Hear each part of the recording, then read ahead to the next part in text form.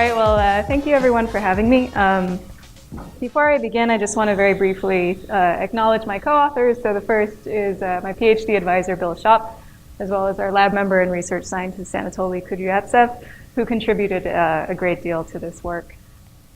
Okay, so really one of the most fundamental aspects of our planet's evolution has been the history of oxygenation of our oceans and atmospheres. And so this is from the Hadean and Archean, which essentially had no free oxygen available, all the way to our current atmospheric composition of about 20%. I want to thank Becky this morning for giving a really nice overview of the geologic timescale, so I don't have to go into all those details. So pictured here is our general currently understood model of Earth oxygenation. And so what we see is that really the first accumulation of oxygen in the atmosphere occurred at about 2.5 billion years ago. This is the Great Oxidation Event. That's very well known. But today I'm going to be focusing on this more recent time here. This is 2 billion years later. So this is in a time period between the Neoproterozoic and Cambrian transition. And understanding the history of oxygenation during this time is particularly important because it's also at this time that we see in the fossil record the earliest evidence of a rapid diversification of oxygen-breathing animals. So this is otherwise known as the Cambrian explosion. And so because of this general increase in oxygen during this time has been invoked as being potentially an environmental trigger of this evolution of increasing biological complexity. This may or may not actually have been the case. Nevertheless, in order to further explore the coevolution of life in the physical environment during this time, as well as to understand the controlling factors of how we get the development and distribution of complex life both on our world and on other worlds, it's necessary to better constrain both in magnitude and timing this history of oxygenation here. So I will mention that this is a far from understudied area. There are currently a variety of both biological and geological proxies for understanding oxygenation during this time. Nevertheless, though these various proxies do come with their associated strengths and uncertainties, we're still left with a relatively qualitative view of oxygenation during this time. And so it's our focus here to improve especially the quantitative understanding of particularly marine Neoproterozoic and Cambrian oxygenation through the development of a more quantitative oxygen proxy, or what we're calling an oxygen paleobarometer. So what we've been looking at the same time during this increase in oxygenation, we also see something special, which is a Neoproterozoic-Cambrian phosphogenic event. And this is perhaps the largest and most globally extensive phosphogenic event in Earth's history.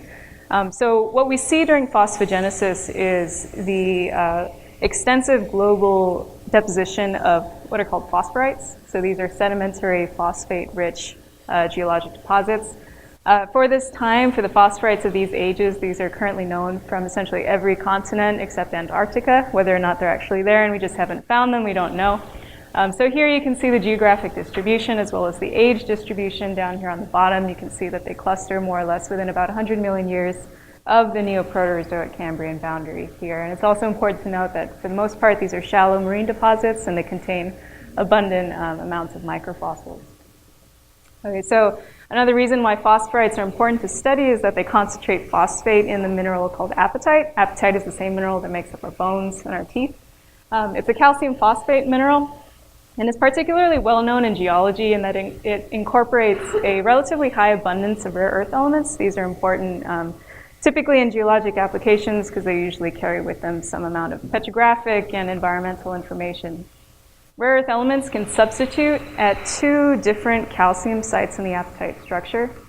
2 different sites, very simply named the calcium 1 site and the calcium 2 site. You can see from this figure that these two, very simple, these 2 sites are different both in their local structural geometry as well as symmetry. But the problem occurs that rare earth elements are typically existing in a trivalent state, and so in order to substitute a trivalent rare earth element in for a divalent calcium ion, you have to go through a very particular substitution mechanism. And so both observational and experimental evidence have suggested that at the calcium 1 site, you get the substitution of a trivalent rare earth element for calcium through the incorporation of an additional vacancy. So in that sense, you're essentially substituting 2 rare earth elements for 3 calcium ions. But for the calcium 2 site, this is where it becomes special for our purposes, is you get this double substitution of a rare earth element for a calcium ion accompanying a substitution of an oxygen ion for a native anion. Usually, with the case of apatite, it's typically fluoride, hydroxide, or chloride. And so it's here that we see an oxygen-dependent mechanism for the incorporation of rare earth elements in apatite. So another thing that happens when you get rare earth elements into apatite is you make that apatite fluorescent. So pictured here are two different fluorescence spectra. This is a figure from Gaft et al.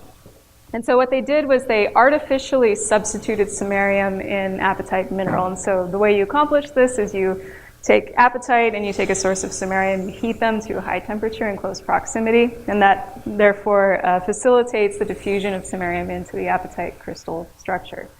They measured them using fluorescence spectroscopy, and they did this heating experiment under two different conditions, and so these two fluorescence spectra are representative of those two conditions. In the red, they did this heating process in a vacuum, therefore resulting in the substitution of samarium in the calcium-1 site, and they also did this with the green spectrum in air. And so with this case, you get the substitution of samarium in the calcium-2 site in an oxygen-dependent manner. And so for these fluorescence spectra, the spectral variability, which is inherent to the local structural effects of the calcium sites where samarium is substituting, this variability depends on the presence of oxygen during samarium substitution.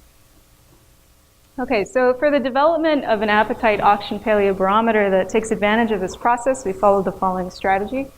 The first is an experimental calibration of this fluorescence variability. And so we've followed this same process of artificially substituting samarium and apatite under varying oxygen concentrations. And then we follow that with the development of a quantifiable metric for assessing that spectral variability.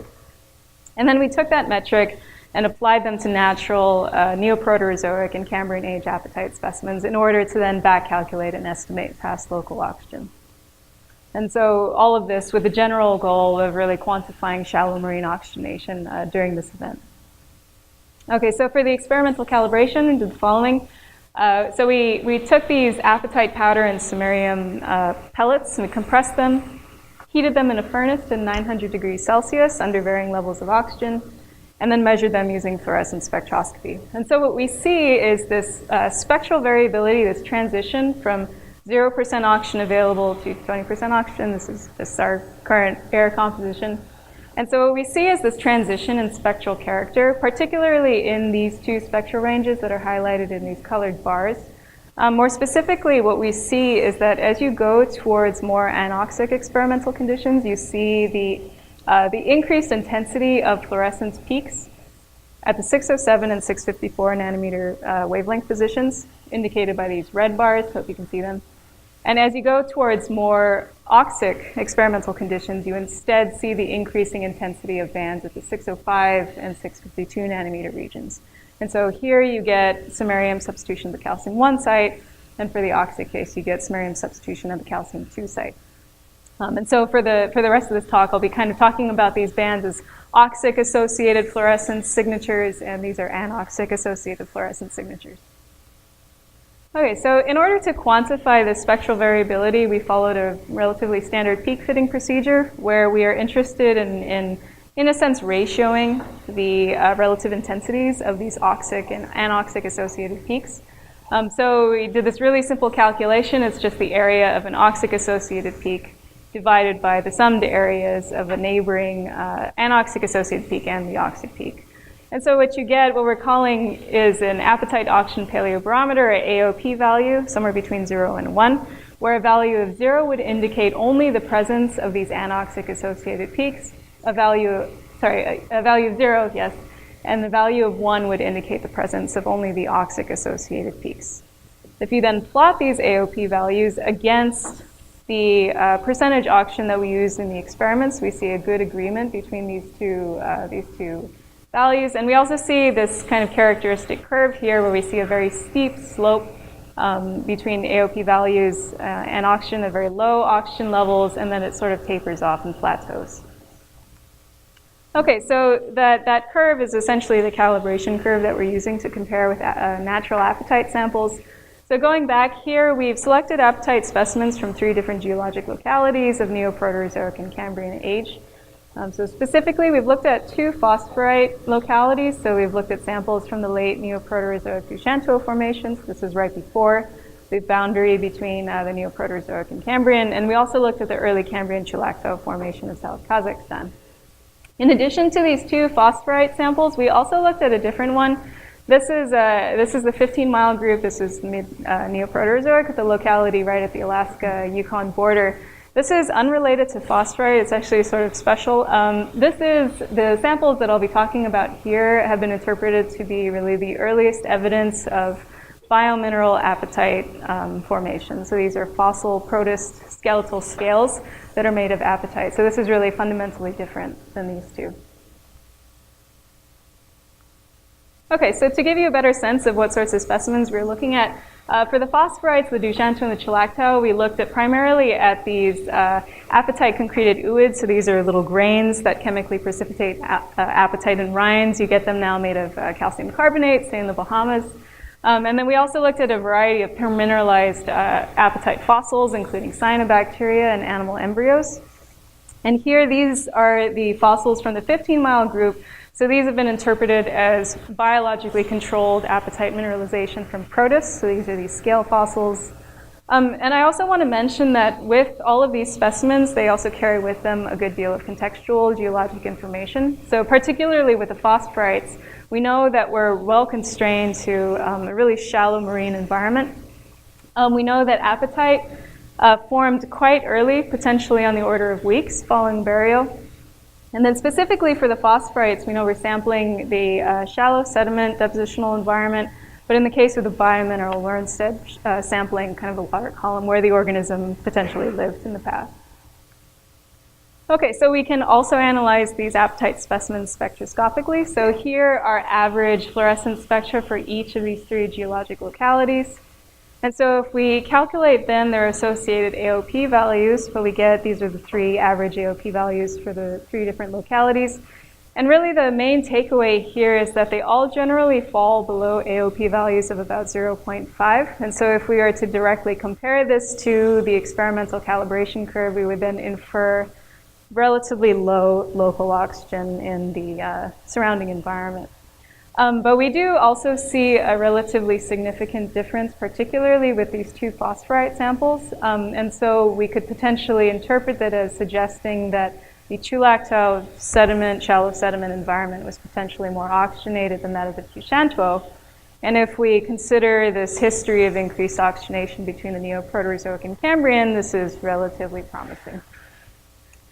So finally, I just want to mention these other apatite specimens, which are unique to the Chulaktau. These are really beautifully preserved euhedral apatite crystals that are actually encrusting on the microfossils themselves.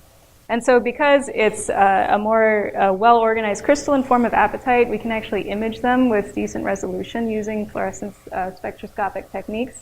And so mapped here in green is the spatial distribution of these oxic-related fluorescence signatures, and in red is the spatial distribution of these anoxic-associated fluorescence features.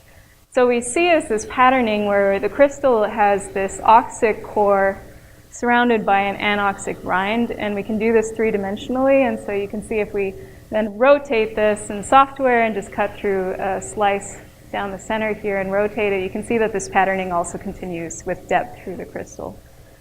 We can do a point spectral transect from the interior to the exterior, from A through E, calculate the associated AOP values, and we see that we get the same pattern of increased AOP values in the center, indicating greater amounts of oxygen during the crystal formation, and decreasing AOP values through to the exterior. And so this patterning is very reminiscent of a well-known phenomenon for crystal growth called concentric zonation. And so what this happens is you get this chemical change as the crystal grows from the center to the outside. And so if that is the case, then potentially this zonation pattern is indicative of increasing local anoxia during crystal growth and phosphorite burial. And this makes a good deal of sense. Okay, so as I come to a close, I just do want to mention an important caveat, which is probably the most obvious, which is that our experimental heat substituted apatite is perhaps not absolutely directly analogous to aqueous precipitation of apatite in a marine environment. But I do want to mention, we would argue that really the oxygen-dependent mechanism that we're tracking here is very inherent to the apatite structure itself. And these features of the apatite structure are constant regardless. And so we still see the strong potential for increased quantitative refinement of this paleobarometer, whether or not the actual specific scaling of these AOP values and oxygen remain exactly the same. And so moving forward, what we really need to see are similar oxygen-controlled experiments, but instead of doing this heat substitution, we have actual aqueous precipitation. And so with that, we would then be able to more directly relate AOP values to local dissolved oxygen concentrations. I also want to mention, which is also exciting, is that samarium, which we focused on here, is not the only rare earth element that has been suggested to be related to these oxygen-dependent mechanisms for that incorporation into apatite. So, you could potentially envision an entire suite of rare earth elements that are each, through their fluorescence signatures, independently corroborating these oxygen-related signatures. And finally, as I showed in that map, there are numerous other phosphorites of varying age leading up through the Neoproterozoic-Cambrian oxygenation. So there are potentially a whole slew of samples to apply these procedures to. Okay, so with that, I'm just going to leave these very broad conclusions up here, and I'll be happy to take any questions. So thank you very much.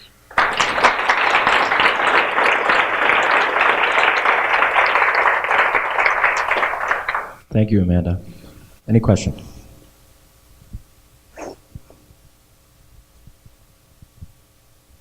Thank you for that talk. It was really cool. Yeah. I was just wondering, have you been able to look at the zonation in modern samples that you can actually control the oxygen amounts of to see if they also occur? Yeah, we would like to look at modern samples. Unfortunately, we haven't done so. Yeah, I'll leave it at that.